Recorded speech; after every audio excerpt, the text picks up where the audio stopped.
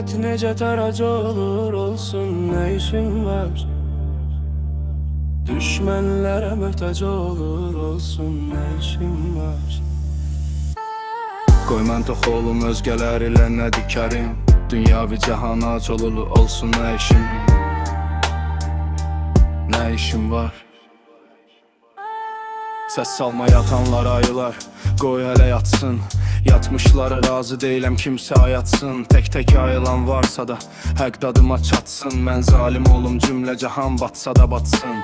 Millət necə taracı olur olsun, nə işim var? Düşmənlərə möhtac olur olsun, nə işim var? Millət necə taracı olur olsun, nə işim var? Düşmənlərə möhtac olur olsun, nə işim var?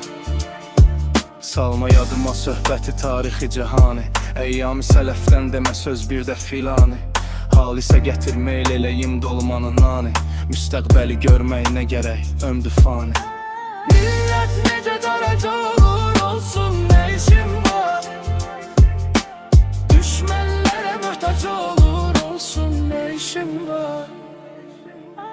Övladı vətən, qoy hələ avara dolansın. Çirkəbi səfalətlə əli, başı bulansın. Dul övrəti səs ailə olsun, o da yansın.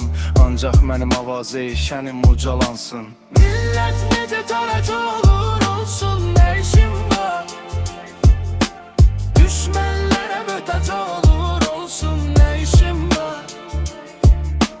Millət necə taracı olur olsun, nə işim var?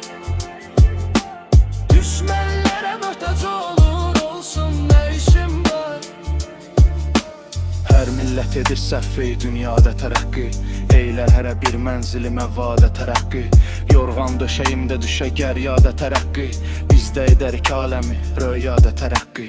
Millət necə taracı olur olsun, nə işim var? Düşmənlərə möhtac olur olsun, nə işim var?